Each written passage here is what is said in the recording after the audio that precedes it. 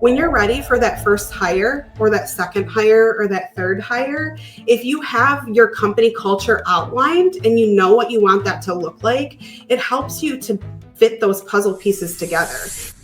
What do I want my team to look like? What are the skill sets that are necessary to have a team that I not only know are going to represent my company well, but I want to barbecue with them? I think that's what really creates a great company culture is like, yes, you have systems, but you also have. If you are watching this on the replay, which you probably will be at this point if you see the first intro part, I'm doing something a little different over here on the YouTube channel and the Scoop podcast, because that's what I like to do. I like to mix things up. And I've seen some really good opportunities with some ladies that I've known for a really long time and then almost kind of re-met later on in life. And the guest that we are going to be chit-chatting with today is Lacie Nash. Lacy, it was actually one of my original 12 customers when I first started my pooper scooper business. And I had no idea that she and her best friend were either they had started a business or soon would be starting a cleaning business. And over that past 6 or 7 years, I believe, you've grown it to a 7-figure business. And I'm super excited to chat with you. So welcome. Thank you. Thank you. Thank you. Happy to be here. Yes. And how Lacy and I got reconnected was we were connected on social media and we were chatting, but also Trish and I, my business partner with She Built That, we started a community and Lacy is one of the core members of our community. And Lacy has been pouring so much information from what she has learned throughout business. And what we're going to really talk about today is company culture, because you don't grow a business of Lacy's size by accident. Exactly. So, all right, Lacy, you give us the highlight reel about, the rundown, how we got here today. And then we're going to hump. It's hump day. It's Wednesday. Perfect. We're going to hop into company culture. Yeah, absolutely. So, during the time that I've owned my business and ran it together with my best friend, culture has always been a focus of ours from day one. When you run a business with your friend, you find out very quickly what you want to have in your space and your environment, where you make your bread and butter and what you don't want to have. So it's always been a conversation piece for us. As we've grown our business to 7 figures, that's ended up branching us off into some other spaces. That's where the culture framework came from. But over time, we have really drilled into what are the qualities, behaviors, disciplines that we want to have in our business that help shape company culture. And so I'm really excited to talk about it today and dive in. Me too, because what I've realized is, I know that this might sound kind of crazy, but for me, it was super easy to grow a business from 0 to 100,000. I mean, it was me. I had to just show up. I had to do what I knew how to do. I didn't have to communicate with anybody other than the customer, which was super simple. I didn't have to explain what I was doing to anybody. Absolutely. The hump that when going and hiring, one person, fine. 2 people, okay. Every time I go to that third person, I feel like I really start to fall apart. And I didn't quite understand why. I didn't have company culture. Yeah. And that's a really common thing that happens, Erica, is when you haven't actually sat down to think about what you want this to look like and how you're going to accomplish it, just like revenue goals or marketing plans, it's the same way with company culture. And oftentimes what happens is that focus ends up being last because you need dollars. You need marketing to get those dollars. You need systems and processes in order to execute your business. But what you don't think about are what are the behaviors or the characteristics of the people that you want on your team. What are the things that they're going to have, the qualities that they're going to have, or the micro disciplines that you have within your company that are going to also help shape that and maintain a good company culture. So it's not surprising to hear that.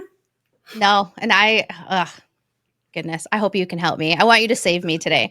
All right. So what does company culture mean to you today at a 7-figure business versus what it meant to you back when you were just getting started? Yeah, absolutely. So in the beginning days, I think, Carrie and I were just kind of chasing our own tails. We were out there in the field and working, long hours, but then also estimating jobs, doing payroll at night. And so at that point, company culture was not really a focus of ours because we were just doing what we had to do to get by.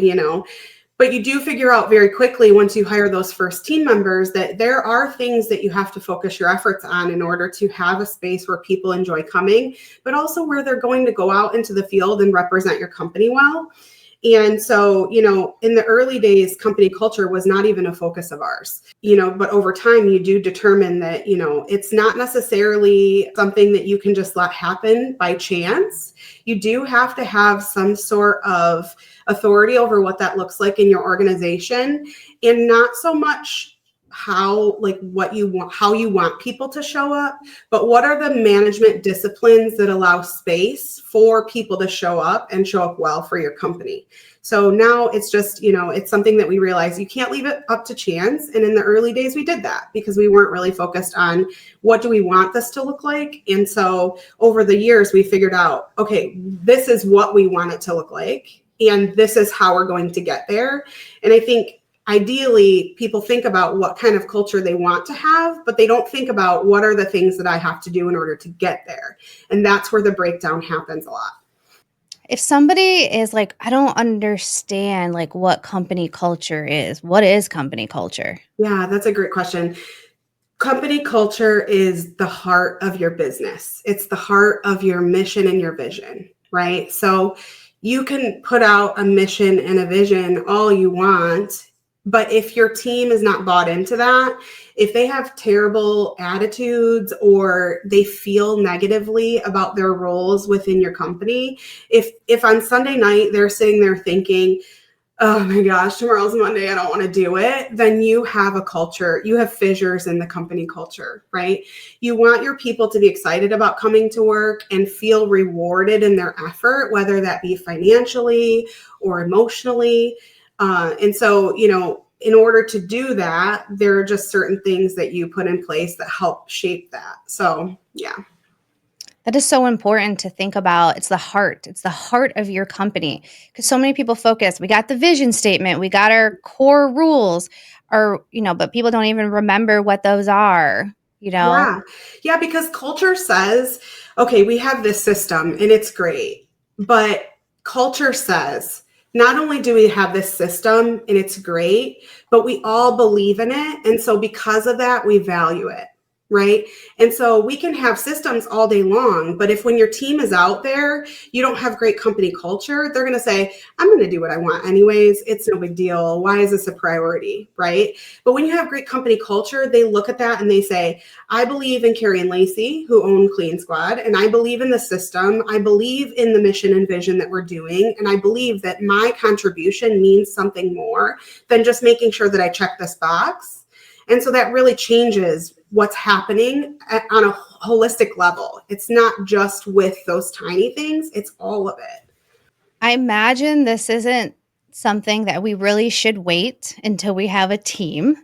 Can we talk about what it looks like when you're just getting started in business? You're a one-woman operation. How do you start developing culture there? Yeah, I think in the early days of, having a company, I mean, we all sit and talk about what our goals are for our companies, right? How much revenue we want to do, what do we want our team sizes to look like, how much impact do we want to have in the community? And those are all really great things that is the basis through which you funnel all other things through.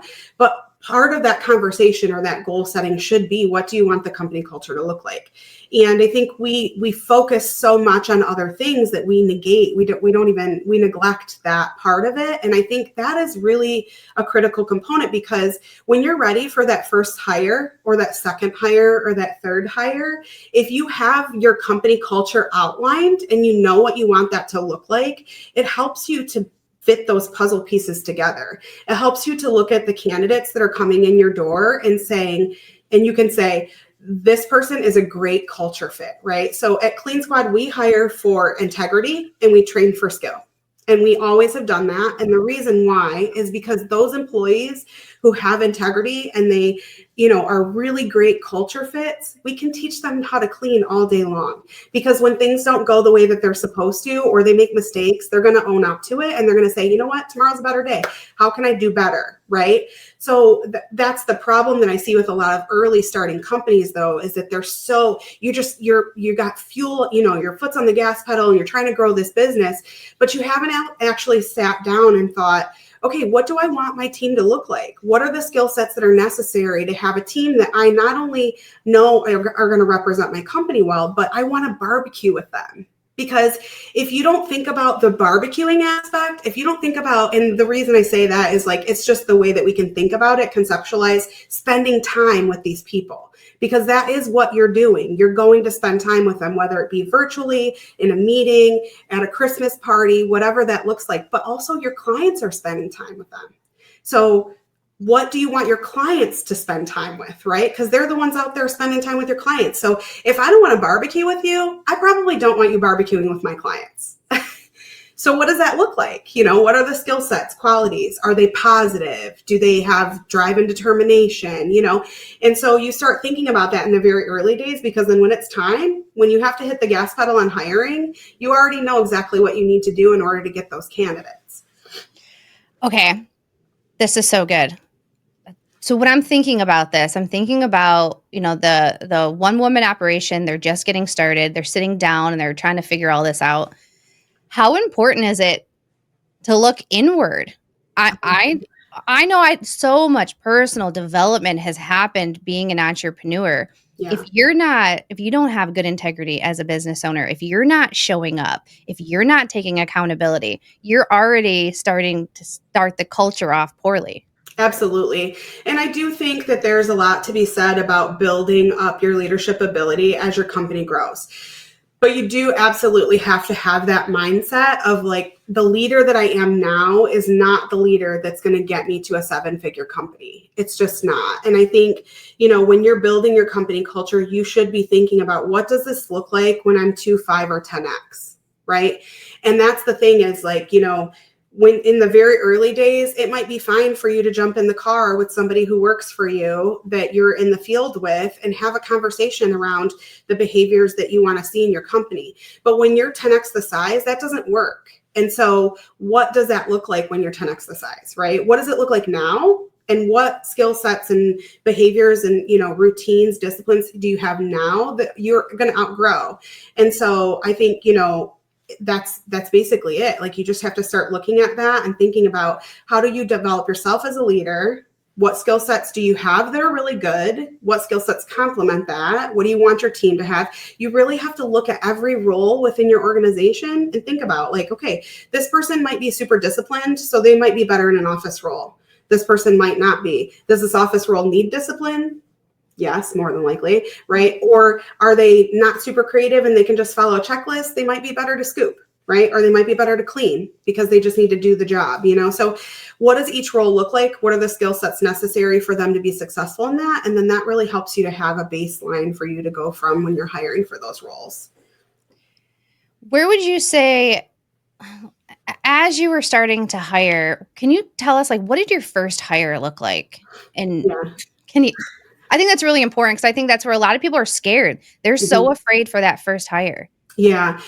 I will say that I think engaging in your industry is huge. And I know when we're first starting our business, a lot of us are like, listen, we're just hitting the gas. We just got to get this going. We don't really consider how impactful engaging with other business owners in our space is. And, in the beginning, we didn't do that because we didn't even know it existed and it wasn't a priority to us. I am a part of a worldwide industry for the cleaning industry. And that has been really pivotal for us in terms of growing our business. It has also helped us to rub elbows with business owners that are much larger than us. And so that helps you to think about that 10x, right? So if you're not engaging in that space, as an industry, you should for sure. But I think, the biggest thing is buffering. No, you're good. While you're buffering, I want to just give a shout out.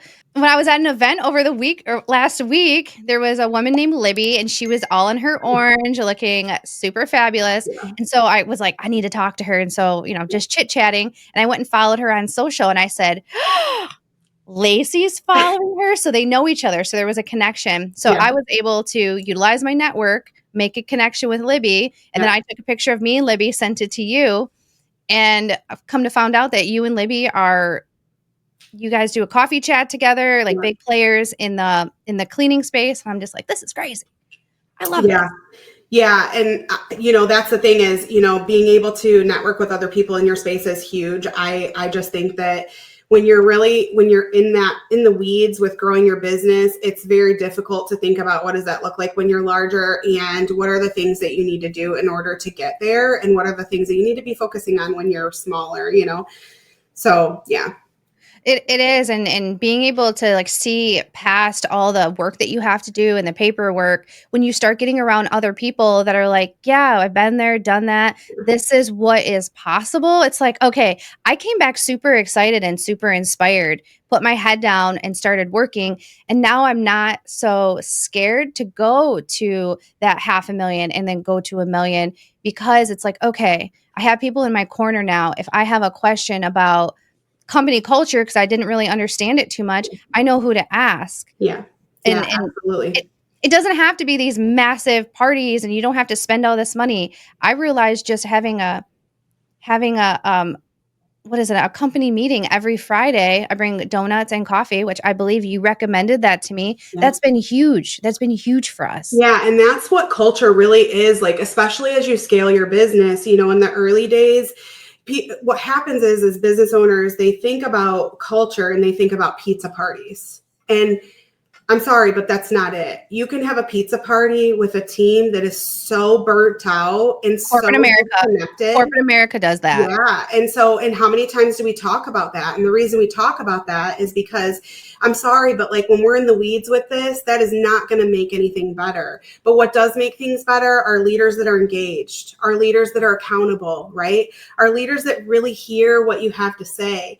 And so when you're shaping your company culture and what that looks like, especially in the early days, the next step is to figure out, how do we engage the team in order to get this goal of having a specific culture accomplished, right? So the culture framework, there's 4 pillars, and we work through those pillars in order to create a really good company culture. But as leaders, you have to sit down and look at yourself. You have to have self-accountability, in order to figure out where you want your company to go, because there may be things that you just don't do well, and that's okay. Be accountable for that though, right?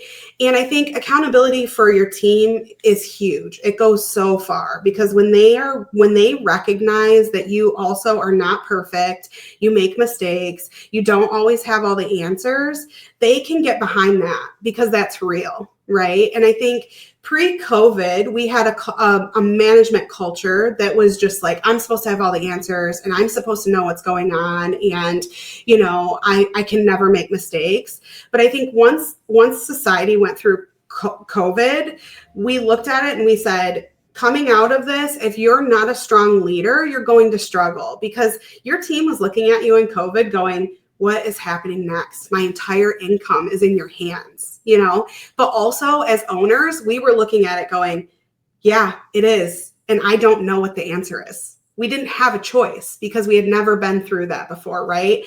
So with COVID, Clean Squad lost their entire team when we came back. I paused services for 7 weeks. When we got back, we had no team. We had 150 clients to service. And so Carrie and I looked at each other and we said, well, I guess we're getting back in the field, and we got really scrappy with it. I hired my husband, she hired her sister, and we got back to work. But through that, what we did was we looked at each other and we said, okay, what kind of leadership is necessary in order to have a company culture where when this happens again, we're not coming back with no team members, because they're so engaged in what we have going on that they also can't wait to get back to work, right? They also can't wait to see each other. They can't wait to see us, And so that's when we really started digging in on what are those behaviors from management that are going to create that culture. Okay, can you give us maybe 2 or 3 examples of behaviors? Yeah, so one of the things that we do, because like I said, it's not pizza parties. Our team work independently. They're out there solo every day, Monday through Friday. So one of the things that we value, and it's very expensive to us as a business, is we have a Monday morning meeting every single Monday. And during that meeting, we talk about wins, we talk about failures, we do a training topic, we might teach them, customer service skills, we might talk about sales. And so, that meeting is super important to us because while they're out there solo, sometimes they do have to tag in on jobs. Sometimes they need to know that, somebody's husband has cancer. Sometimes they need to know that somebody's going through a divorce. This is how we support each other as a team. And so, when they're out there and their routes change because somebody had to go to a doctor's appointment for their husband who has cancer, they're not out there being bitter about that because they understand as a team, we support one another. And so having them engage in that space together is really beneficial because then they kind of get to know each other and all that stuff. The other thing that we do that's really integral to our company culture is we do one-on-ones with our team. Cleaning is a very subjective space. And so how do we navigate those expectations that the clients have when they are sometimes so drastic, right? But also, how do we make sure that we have behaviors in our team that are things that we want in our company culture? And so during our one-on-ones, they're about 10 minutes. We do them virtually now. And that's one of the things that has changed as we scaled. So, when you're starting those very early stages of shaping the company culture and the behaviors and the rituals that you want to have as a management team, you have to look at, okay, we're doing this right now, person to person in an office, but can we do that when we're 10x the size? And if we can't, what does that look like? And so they're virtual now, but they are reciprocal. It's feedback around the board. So the other thing with that is it's at a set cadence. So, you have to be very disciplined with those things at set cadences because what that tells your team is that I value this. It's important to me. And it also should be important to you. But this is when it's happening. So come prepared. Right? Because that helps the conversations and that space that is sacred for that feedback, both to management and to your team, be a space where everybody knows that it's happening and they can come ready for that. And so during those one-on-ones, we talk about, what is the performance like? We ask them to toot their own horn because sometimes there's stuff happening out there in the field that we don't necessarily know about. And then the other aspect of that is that they then give us feedback about their workload and their scheduling, and do they have the things that they feel they need to have to be prepared for their job? And Carrie and I value that feedback back to us because if you don't allow that space with that, that forum for them to voice their opinion or, grievances or upset, then it festers and it becomes cancerous. So, there are some expectations around that one-on-one. There's a 5-star rating system. If they come with any less than 5 stars for anything, they have to give us the reason why. And the feedback is the same on their end. And so, it's very sacred to us. How are you scheduling these one-on-ones? Is it before work, after work? Are they at home at Zoom? How does that work?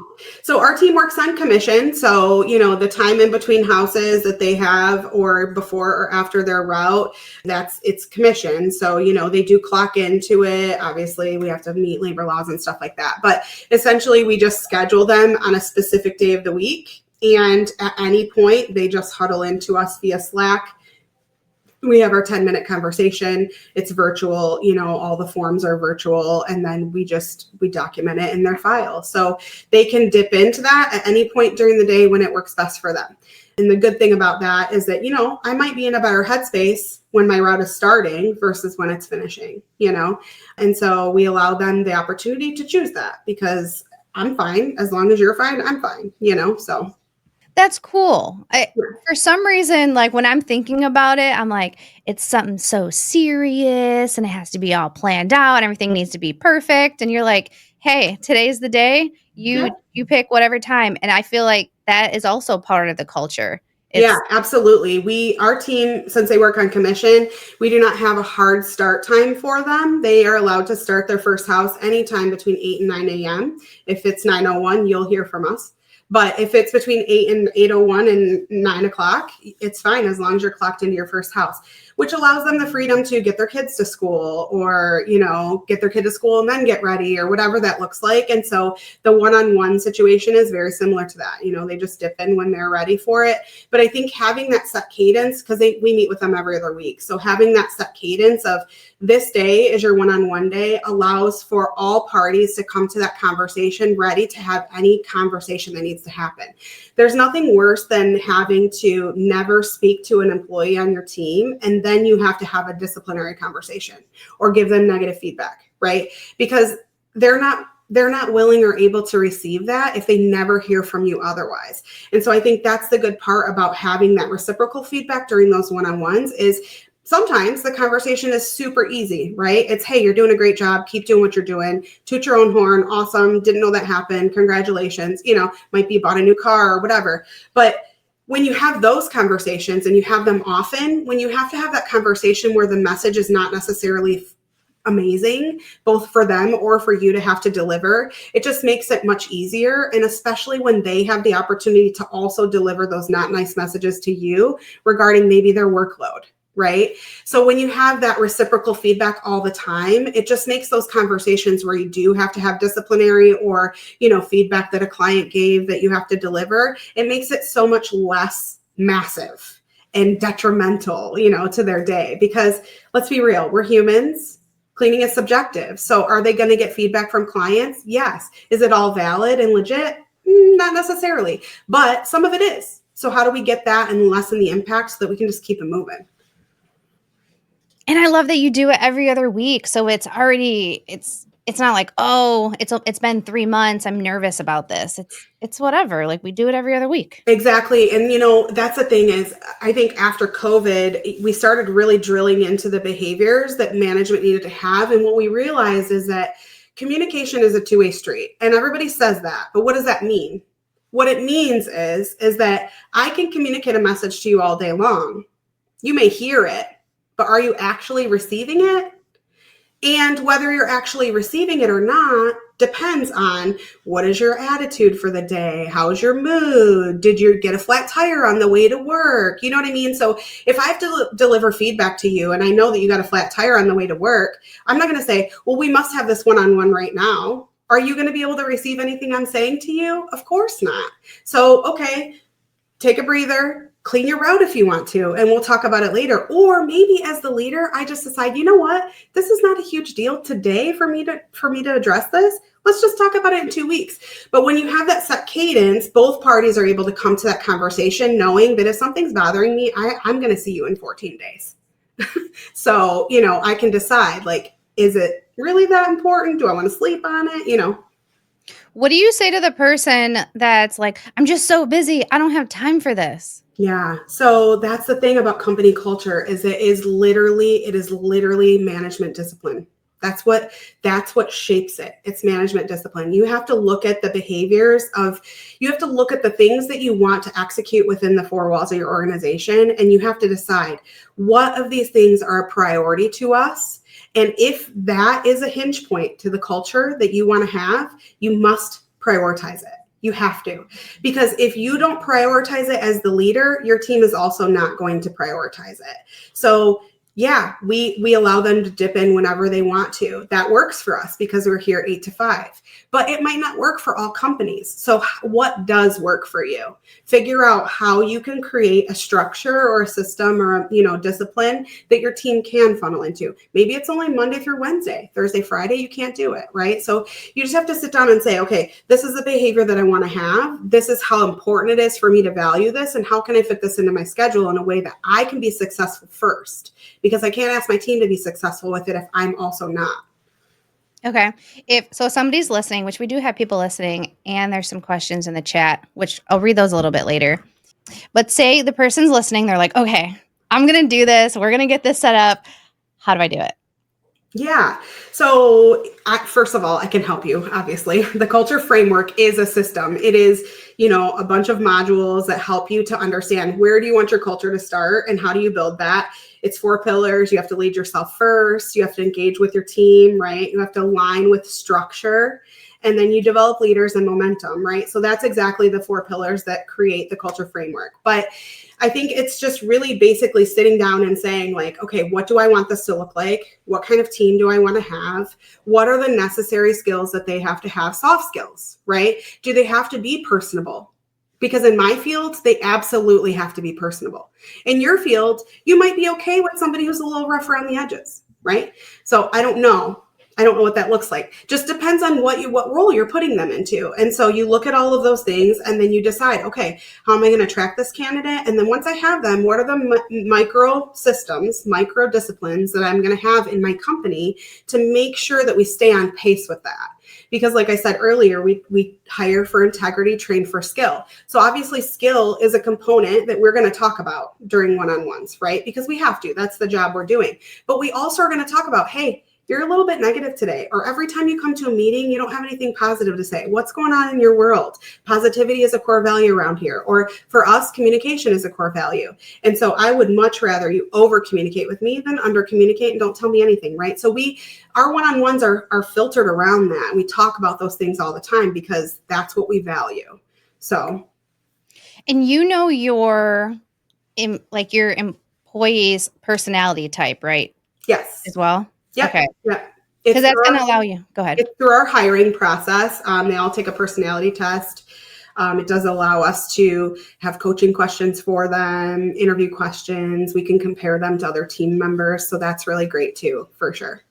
Because I liked what you said about when you're having the conversation with them. If they're having a rough day, they're not going to be able to hear you. And it made me think of my husband and how I know his personality type. So I'm like, okay, when I need to have a big conversation, I need to deliver in a way that he's going to hear it, not in a way that I would deliver it because my personality is so different. Absolutely. And I think that is, that is a really important factor to just communication in general. But obviously, as business owners, and especially when you get to a 7-figure mark, there are times where you have to just check the box, right? Like we have to have a one-on-one. But I think having the conversation or knowing, like setting the framework for what that looks like allows for those opportunities for them to show up wholly themselves and just say, listen, I was up all night. My husband has cancer. He's vomiting, like whatever that looks like. And then us being able to decide, okay, we're going to reconvene about this in 14 days, And so I think showing up wholly as leaders is important, super important. Your team should know about your failures before your wins, as far as I'm concerned. But I think allowing that space for your team to also do that is super critical because you can't actually get the mission and vision accomplished if when you're trying to run the business, you negate the fact that these are human beings. They have personalities, they have things going on in their lives too. And so, yeah, definitely learning how to communicate with them in a way that works for them. But I think when you set that framework and that structure, it really allows for that to happen. If you don't have those micro habits, it's hard for you to know how to communicate with somebody if you haven't met with them every 2 weeks.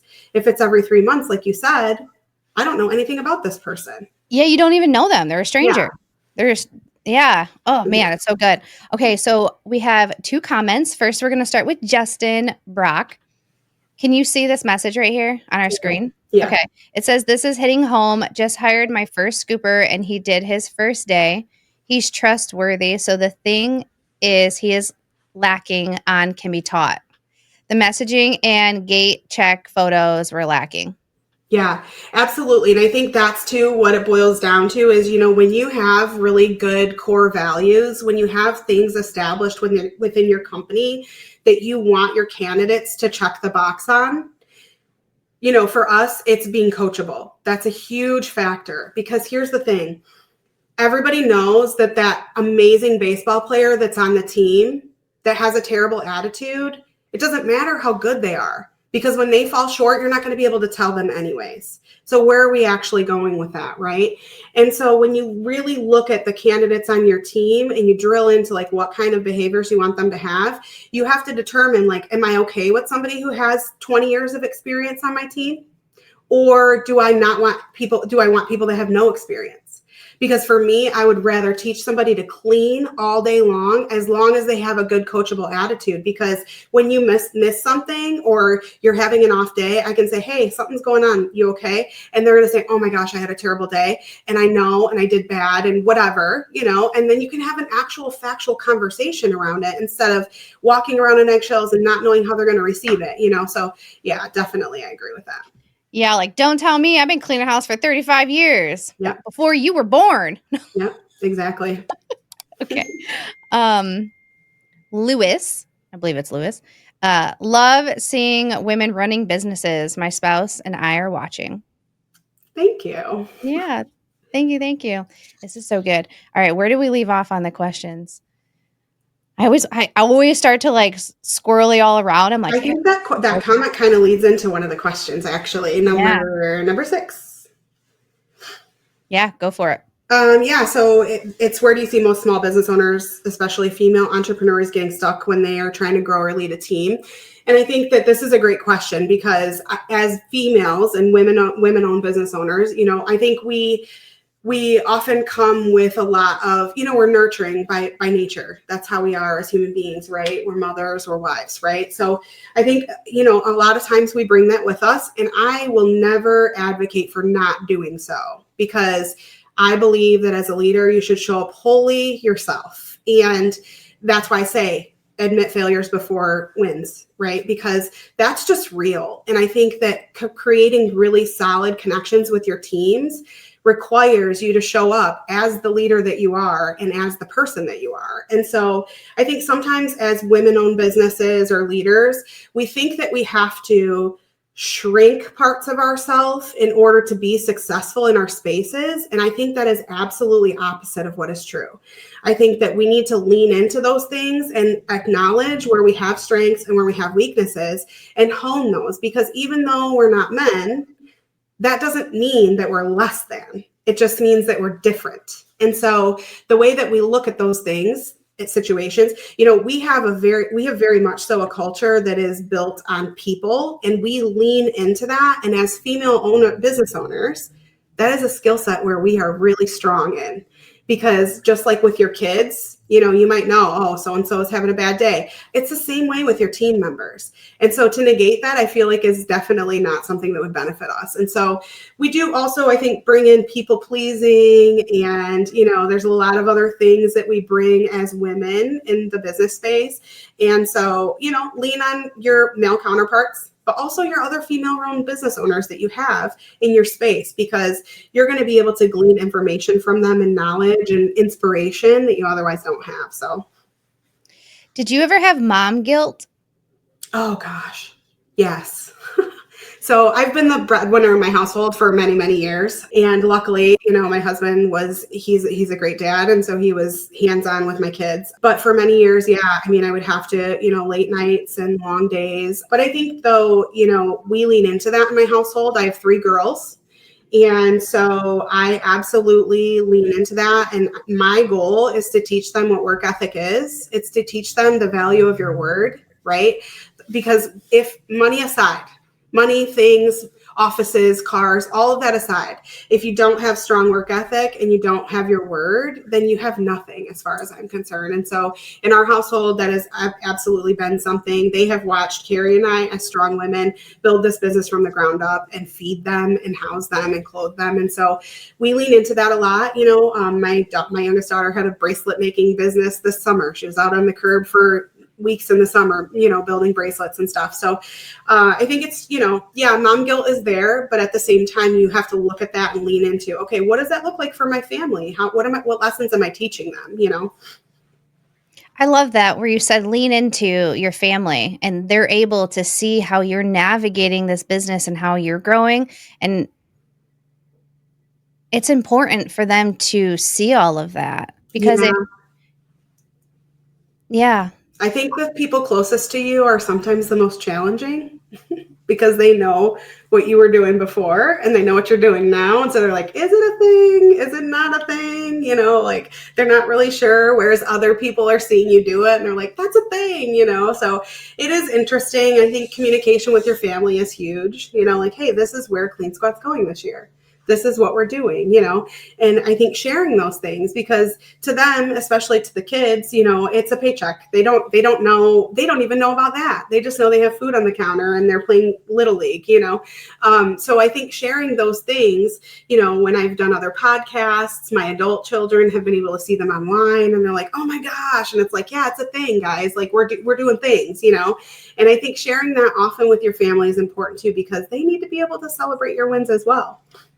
It's true. The other day, I had a good conversation with the oldest, and he was like asking me questions about the business.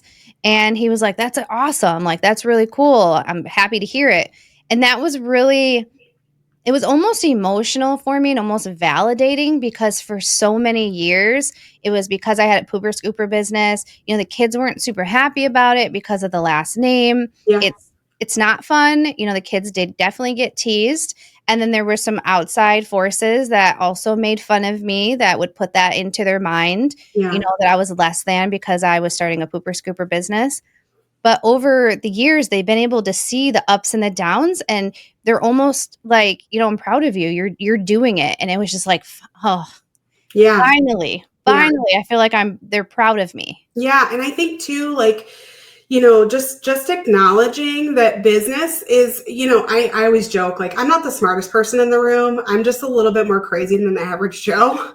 Anytime you want to take on earning your own paycheck and salary, and anytime you want to wake up every single day and bet on your reputation in order to feed your family, I think you're a little bit more crazy than everybody else. And that's okay. I lean into that, right? And so I try to talk to my kids about that, because, there's a lot of obviously not so glamorous parts of business, but there are also a lot of really glamorous parts of business, like building a company that serves you. And I think sometimes as business owners, we get into this space where we are just grinding it out because we think that's what we have to do. And we forget that the whole reason we started this is because we didn't want to grind it out. We wanted something that served us. And so that is a culture piece as well. What are the things that I'm doing in this business that relay a message to my team, right? If I'm here till 11 o'clock every night, then they don't feel safe enough requesting a day off work. And so I have to look at that behavior as the owner and say, I'm not trying to create a culture here where people think they have to grind it out for me. When it's 5 o'clock, they can clock out, And so I think too, as with kids, you have to show them that as well. And we can't lose sight of, hey, we started this business because we needed an income. Obviously, everybody does. But also, what are the other reasons why we started it? And how do we stay focused on that so that we don't get into that grind? Because otherwise, we might as well just go collect a W-2. It's true. And it's important to try to get that figured out. I think the reason why maybe others around me were kind of like, well, what's going on? Well, because when they would ask me, I'm like, I don't know. I'm just trying to figure it out. I didn't have the vision. I didn't have the confidence to say, I'm going to take it to a 7-figure business. Yeah. Because I hadn't developed those skills yet within.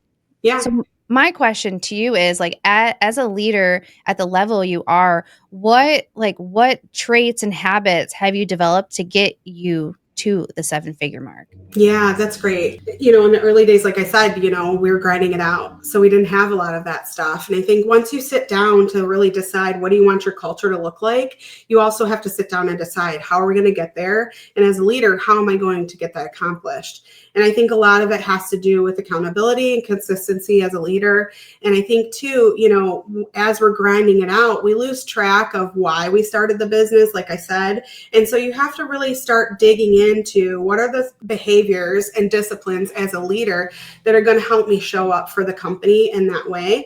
And I think by and large, it's choosing yourself.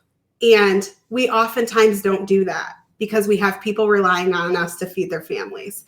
And I think when you start being very disciplined with your schedule and your time, and you start choosing yourself, there are a lot of really crazy things that happen as a result of that, and really good things. Your team sees you valuing that. They also understand what your role is a little bit more. There's just all these really good things. But that discipline with yourself and your calendar and your own time is what allows you to show up open, available, disciplined in your work life. And so that's been a huge thing for me. The other thing is we very much so, Carrie and I lean on each other to kind of self-assess or assess each other's performance, find those pitfalls, and then just be highly accountable for that. When I've made a mistake with my team, which happens because I'm human too, I want to show them that, obviously not purposely, but I want them to see that the mistake was made, and I'm going to be accountable for that. I'm going to apologize to them because that's what has to happen in order for you to maintain a really good rapport with them. And so constantly driving towards that self-discipline and then assessing where you're showing up and how you're showing up is really critical. You can't do that though if you're not disciplined with your schedule. So It's true. And I love that you just made mention of Carrie, which we haven't really talked about her very much. But I'm curious, what's your favorite trait about Carrie I love on it. on a personal side and then on a professional side? Yeah. So in our business, we are peanut butter and jelly, whatever you want to say, polar opposites. And that's why it works for us. I'm very much so, I'm an empath, but I'm also a very systems focused leader. So sometimes what happens is I get lost in the sauce. I'm like, this is the system. Why didn't we do the system? What happened? What's happening? And Carrie's over there going, hello, it's because they're people. They're human beings, right? And so I'm like, I forgot about that. So we're just very different leaders. She's very much so a leader that leads with her heart. And the reason that works for us together is because I'm often like, hey, like we do have this system, we need to follow it. And she's like, but I'm like, okay, so let's find that happy medium, right? And I think that's what really creates a great company culture is like, yes, you have systems, but you also have people. This is a very people-y industry, both clients and employees, right? And so I think because of that, her heart for our team and her heart for others is my favorite quality about her because it's what helps keep us grounded in the mission and vision and in the culture piece, right? I'm like, let's create the system and let's run with it. And how are we going to make it successful? And she's like, don't forget the people, so. And you can't train that. You can't. It's just a skill set she has. And, It's who she a lot of is. what we bring as business owners is baggage from our past, right? And like, how were we raised? And, and I think there's a really great author that actually teaches negotiation skills and showing up as your whole self. Her name is Maury Terraport, and negotiating and bringing your whole self is all her messages. And so you think about that and you're like, okay, and then you go and you meet her or you read her book and you're like, I get it. Like I went to a talk with her and she cried during her speech. And that's not a thing that a lot of speakers will do. They just eliminate that portion of their person. And I have a hard time with that because I'm a very empathetic person. I feel energy and so sometimes when I'm speaking about something, it will just hit my heart and I will cry. And so for years I was like, you can't public speak, Lacie. There's no way. People are not going to listen to you. But then I go and I see her and I'm like, she's showing up wholly and authentically herself, and it doesn't take away from her message. And so I think that that's really important to note because we all have our unique skill sets and abilities. And I think trying to show up as a leader while leaving that at the door is just not feasible. And that's not how really strong leadership happens anymore. It gets me thinking about this sales call that I had on Friday, and I was so very much system. Let's get through the sales call. Let's get to the close. Let's get to the overcoming objections. Close, credit card on file. We're at your house scooping. She had made mention that her husband had passed away, and that's the reason why she was reaching out. And I was like, oh, I'm sorry to hear about that. When would you like to get started? And I listened to the sales call back. I am mortified. I'm absolutely mortified. I'm going to listen to the sales call with Diane every single day until I learn how to slow down and, well, of course, the system. I have a flow that I need to get to, but focus on the people. Right. And something happened in my business to where something clicked and switched to where I became so process driven that I've left the empathy part. So it's still there, but she was not there on Friday. Maybe too much caffeine. I'm not really too sure. Right. But I get what you're saying because like the heart is so important, because if I would have just slowed down and had a connection with her, even if I didn't close the sale, maybe I would have learned what her husband's name was and learned a little bit more about them. Yeah, and that's the thing is, when we go into situations like that, you want to close a sale, and that's great. But like, I had somebody call, their sister had a cockroach infestation, and like, that happens. It happens in spaces. Do we clean when that's happening? No, of course not. But it was an opportunity for me to educate, right? Like, you're looking to me to help you, and I can't help you, but I can educate you around what this looks like and how we can eventually help you, right?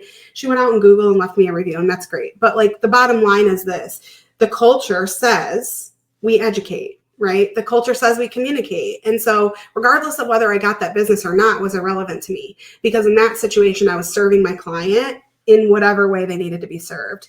And so I think remembering the heart is really important. We had somebody hire us because we were the only provider that came for an estimate and addressed their dog. Like, that's the culture. That's just who we are, And so it was like, oh my gosh, that's crazy. Like, nobody addressed Pippi. I'm sorry, but here we are, And so I'm offended for them. Clients, and we love her, So I think too, when you look at your business and like the sales or whatever that are happening, and you just think, okay, how can I serve these people? How can I serve them? Whatever it looks like. Either way, even if you don't close that sale now, it's coming. And when you have really good culture, your team does that for you. Mm-hmm. So. Yeah. How do I serve them? Not how I close them. I think I might actually write that on a sticky note and put that on my desk. Thank you. I have a friend who has a very successful HVAC company in Oklahoma. And one of their core values is serve others. Mm-hmm. That's just it. Serve others. So.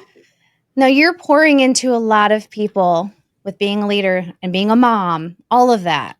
How are you being poured into to continue to grow? Yeah, that's a great question. It goes back to that personal discipline. I think that, for a long time when we were growing this business, it was go, go, go, go, go, grind, grind, grind, lots of 11 o'clock nights. And then finally I said, you know what, when I work till 11 o'clock at night, I'm heading into bed at midnight. I'm getting up at 5 a.m. and I'm exhausted the next day. I can't show up for my team or my family in a way that leaves anything for them, And so I think really getting disciplined with that and choosing myself has allowed me to show up for them. And that is what drives me to be disciplined with that, right? Exercising, eating right, choosing time, quiet time for yourself, gratitude, those are all things that really fill my cup up. And so I make sure that I prioritize those now. In the early days, I didn't, because I didn't see the value in it. But I think there does come a point in business where, pouring into yourself is no longer a luxury or something that you just might do. It is literally necessary for survival. And I think as you look at very successful business owners, you will see they prioritize themselves. They absolutely do, because it's much easier to show up to a board meeting when you worked out that morning and you feel great and powerful and strong and you got all those endorphins pumping and you're feeling healthy than it is when you're drug out of bed and tired and, not hydrated and What do you say to the person that is in the thick of it? Like, they have everybody calling them, pulling them in all the different directions. They feel guilty. They feel like they don't deserve it. They feel like, I'll put that off later. What do you say to that person? Yeah. So I think go back to your why, because that's really important. And everybody says that, but what does that actually look like? It looks like just looking at why you started this journey and figuring out how you can make steps towards that. Because I think when we're in the weeds with it, it is really easy to just get into a space where we're putting out all these fires every day. But all fires don't necessarily all need the same approach and the same emergent response, right? Some fires are just little embers and they can sit there for a minute while you put out the big raging fires. And sometimes that big raging fire is that you didn't eat lunch today, right? And so you might have to decide like, okay, I need to eat something. I haven't eaten all day, you know?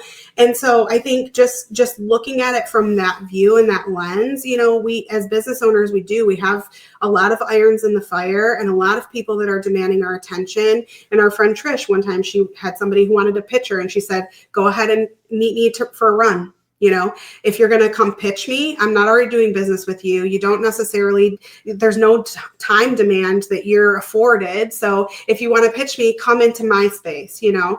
And I think being very disciplined with your schedule in that way really helps to align those types of things, you know. So look at why you started and go back to that, because when you're in the weeds with it, it's really difficult. Even as when your business is small, it's difficult, but it's also difficult when it's big too. And so you do have to constantly go back to that and think about, okay, why did we start this business? Well, I started this business because I'm a single mom and I have 4 kids I have to get from school. Okay, so when 3 o'clock hits, you're out the door, you know? And so you have to look at that, because sometimes when 3 o'clock hits, you're like, man, I still got 4 more hours of work to do. You know, where am I going to put that? How can I be more disciplined with this next time? You know, so going back to your why really helps you. It also helps you when your why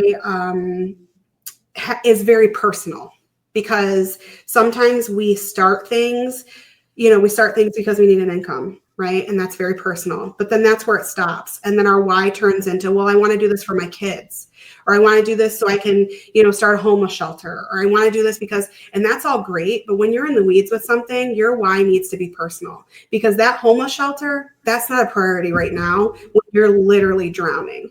And so if your why isn't personal enough, you need to make it that, because when you're in those weeds, you're going to be like, okay, I just really want to run this business from a beach in Fiji. And it makes it easier for you to think about that, you know? I really struggled with my why. I was like, there's too many options to really narrow it down. And when I was gone in Louisville, Kentucky, I had the opportunity to hang out with Charles Nelson. We spent some one-on-one time together, and we were just talking about KPIs, and he was like the whole writing stuff down on a napkin. And then I asked him about the why. I said, I'm really having a hard time narrowing it down. He was like, why not? And Yeah. I have often thought of that, of why not build a business so you can have the life that you want? Why not do this? For me, it's why not build it so then I have the opportunity to say yes whenever I want to and say no whenever I want to. And I'm not forced into a no or forced into a yes because I'm in a tough situation. Absolutely. And that looks different for everybody. And I think that that's what's important about it, is getting into the weeds with that.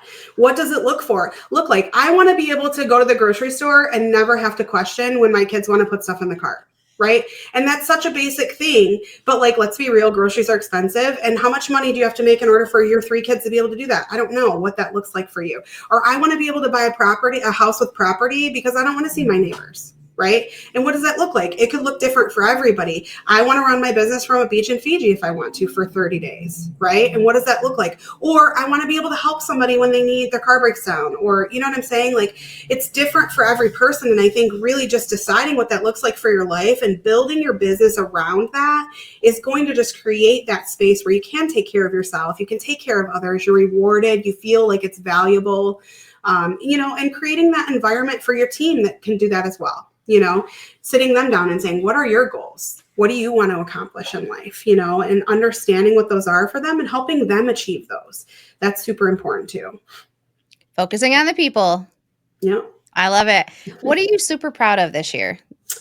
Oh gosh, you know, for many years I was grinding it out, you know, and this year I have been able to kind of take a little bit of a step back from that and choose myself. It kind of goes back to that conversation that I said about it being literally sanity. You know, at some point I feel like if you don't choose yourself, your body's going to choose yourself whether you want to or not. And so that's kind of where I am. You know, I didn't want to get to that point. And so I said, well, I'm going to start focusing on this. And I think, you know, this year, Carrie and I wanted to put our business out there more. We wanted to have more podcasts and more speaking engagements and, you know, start looking and sharing industry knowledge. And so that was a huge focus of ours. We've been able to do that.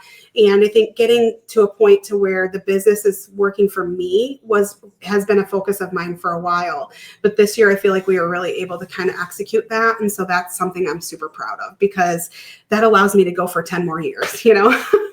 Yeah, you gotta rest. That's huge. Yeah. It's huge. Now, I love to share the highlight reel because it's always nice to hear that. But I also like to share the other side of it Yeah. because we're real entrepreneurs. We're doing real stuff. What would you say? What would you say is something that you haven't done that well this year that you're hoping to improve moving forward? Yeah, so I would say that for a lot of the year, I wasn't super disciplined with my schedule. I just kind of was putting fires out. And for a lot of the year, I was like, man, this is crazy chaos. So I think making that switch has been huge for me. And it has opened up the door for a lot of the things that I wasn't able to receive before. So I think that, not being disciplined and allowing those fires to kind of take over my day was a huge, huge issue for the year. And that bleeds into your family life. It really does, because when you haven't managed your time very well and you've kind of allowed, whatever's happening to take over your day, you are working late and you have, things that you have to get taken care of. So I think being able to choose my family and myself and be more disciplined with my personal schedule has been an ongoing battle. This year I aced it, and I think relaxing a little bit and kind of letting like the systems that we have take hold and just go off, and then you can look at it from a different way, right? Troubleshoot it, launch it when it's 70, perfect it as it goes. And so yeah, so that's I would say, allowing the fires to kind of take over my day was a really big struggle for a lot of the year, but we've figured it out and I'm really happy about that. So Woo! That's good. Those fires will just spread so much, and then it bleeds over, and then you're like, oh, I wasted a whole Saturday. Not wasted. I yeah, mean, spent a whole Saturday when you should have been spending some time with family. yeah, I'm absolutely. guilty. I did this past Saturday, so it's fresh in mind. I'm having to, I guess, recoup or like whatever to my husband to make up for it and be like, Saturday is all you, baby. Yeah.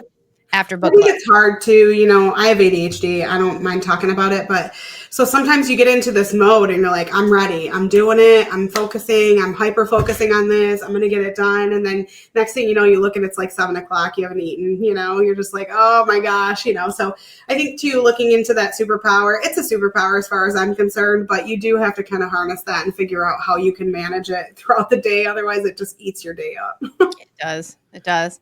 All right, I want to end on a high note. This is something I learned in the group right before we hopped on this call is you never end on a no. So we want to end on a yes. And I want to end on a positive note.